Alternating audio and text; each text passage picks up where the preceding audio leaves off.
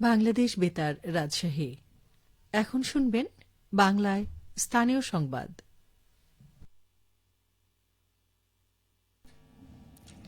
আসসালামু আলাইকুম।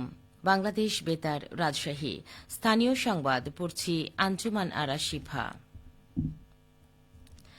রাজশাহীর সর্বস্তরের মানুষ ধানের শীষ প্রতীককে নির্বাচিত করায় রাজশাহী ২ আসনের বিএনপি মনোনীত বিজয়ী প্রার্থী মিজানুর রহমান মিনু সবার প্রতি কৃতজ্ঞতা প্রকাশ করেছেন। এ সময় তিনি আগামী ১০০ দিনের মধ্যে রাজশাহীকে happiest city of the world হিসেবে গড়ে তোলার প্রত্যয় ব্যক্ত করেন। এ নিয়ে শুনুন মহানগর সংবাদদাতা রাজু আহমেদের বিশেষ প্রতিবেদন। ত্রয়োদশ জাতীয় সংসদ নির্বাচনে রাজশাহী ২ আসনে মিজানুর রহমান মিনু নির্বাচিত হয়েছেন। আমরা প্রথমে বিশ্বাস করি জনগণের সকল ক্ষমতা হচ্ছে, যারা এই নির্বাচনে অংশগ্রহণ করেছে তারা সবাই আবার পায়, তাদের সবাইকে নিয়ে রাজশাহীকে আমরা করেছি।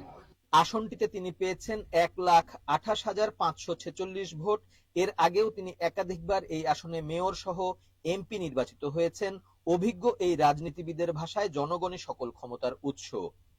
মিনু বলেন, আগামীর দিনগুলো হবে জনগণের প্রত্যাশা পূরণের। আমি কৃতজ্ঞতা জানাই রাজশাহী মহানগরবাসীকে। এই মহানগরীর প্রথম দায়িত্ব হবে আগামী ১০০ দিনে ২০০৬ সালের আগে রাজশাহী যেমন ছিল, happy city in the world middle category Rajshahi ছিল, সেই জায়গায় ফিরে আসা এবং রাজশাহীকে যে সমস্ত প্রকল্পগুলি আমরা চালু করেছিলাম, বিশেষ করে আপনারা জানেন যে ৪টি ইপিজেড এবং সিল্ক সিটি এবং রাজশাহীর কর্মসংস্থানের জন্য আমরা আইটি প্রজেক্ট সহ সবকিছু এবং নতুন নতুন স্থাপনা নির্মাণ।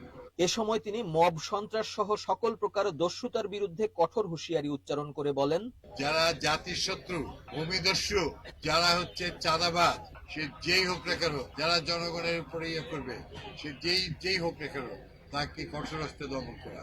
এবং গত ১৭ বছরে এবং ১.৫ বছরে যারা বিভিন্ন জায়গা জমি দখল করেছে তাদেরকে আইনের আওতায় নিয়ে আসা এবং একটি সুন্দর রাষ্ট্রীয় পর্যায়ে রাষ্ট্রকে একটি শান্তির মহানগরীতে পরিণত করা আমাদের দায়িত্ব। আমি আমার জীবন দিয়ে হলো এই সমস্ত দাবি দেওয়াগুলি সারা বাস্তবায়ন করব। সবাইকে সাথে নিয়ে কৃষি, শিল্প, স্বাস্থ্য, শিক্ষা ও কর্মসংস্থানে সমৃদ্ধ শান্তির রাজশাহী গড়ে তোলার প্রত্যয় ব্যক্ত করেছেন রাজশাহী ২ আসনের নবনির্বাচিত জনপ্রতিনিধি মিজানুর রহমান মিনু। রাজু আহমেদ, বাংলাদেশ বেতার, রাজশাহী। আম রপ্তানি ও প্রক্রিয়াজাতকরণ সহ চাষীদের উন্নয়নে নানা পরিকল্পনার কথা জানিয়েছেন নওগাঁ ১ আসনের নবনির্বাচিত সংসদ সদস্য মুস্তাফিজুর রহমান। তিনি বলেন, সাপাহার ও পোরশায় সরকারিভাবে আম ভিত্তিক শিল্প প্রতিষ্ঠান গড়ে তোলা হবে। নওগাঁ জেলায় প্রায় ৩০,০০০ হেক্টর জমিতে আম বাগান রয়েছে।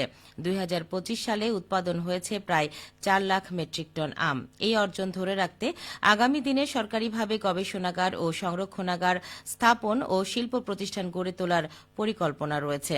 এছাড়া আম ভিত্তিক কর্মসংস্থান সৃষ্টির লক্ষ্যে ক্ষুদ্র ও মাঝারি উদ্যোক্তাদের সরকারিভাবে সহযোগিতা দেওয়ার আশ্বাস প্রদান করেছেন তিনি। সিরাজগঞ্জের উল্লাপাড়ায় নির্বাচনী প্রচারণায় লাগানো ব্যানার ফেস্টুন অপসারণ করা হয়েছে। আজ উল্লাপাড়া পৌর এলাকার শ্রীকোলায় সিরাজগঞ্জ ৪ আসনের নবনির্বাচিত সংসদ সদস্য মাওলানা রফিকুল ইসলাম খান নেতাকর্মীদের সাথে নিয়ে অপসারণ কাজ শুরু করেন। দ্রুত সময়ের মধ্যে নির্বাচনী এলাকার সকল ব্যানার পোস্টার অপসারণ করা হবে। এ সময় তিনি বলেন, নির্বাচন কমিশনের নির্দেশনা রয়েছে ফলাফল ঘোষণার পর নিজ উদ্যোগে প্রচারণায় ব্যবহৃত ব্যানার ফেস্টুন অপসারণ করার।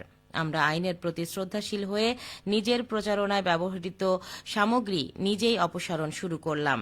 তিনি আরও বলেন, নির্বাচন কমিশনের নির্দেশনা না থাকলেও এই কাজ করা হতো, কারণ জনগণ আমাকে নির্বাচিত করেছে পরিচ্ছন্ন শহর গ্রাম গড়া ও জনকল্যাণের জন্য। নাটোরে পাট প্রণোদনা কর্মসূচির আওতায় জেলার মোট ৪,০০০ কৃষকের জন্য বীজ ও রাসায়নিক সারের বরাদ্দ প্রদান করেছে সরকার। পাট প্রণোদনা খাতে জেলার কৃষকদের জন্য কৃষি মন্ত্রণালয় ব্যয় করছে প্রায় 18 লক্ষ টাকা।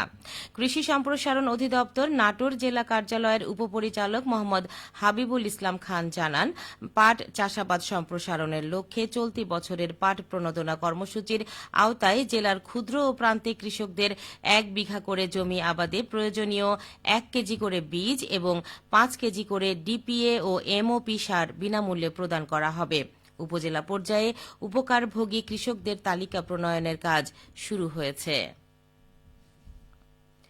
সবশেষে আবহাওয়া। আজ দুপুর 2টায় রাজশাহীতে তাপমাত্রা ছিল 27 ডিগ্রি সেলসিয়াস। এ সময় বাতাসে আপেক্ষিক আর্দ্রতার পরিমাণ ছিল 38%। রাজশাহী ও পার্শ্ববর্তী এলাকায় আজ সূর্যাস্ত সন্ধে 5:59 সংবাদ শেষ হল। আমাদের পরবর্তী সংবাদ বিকেল 4:05।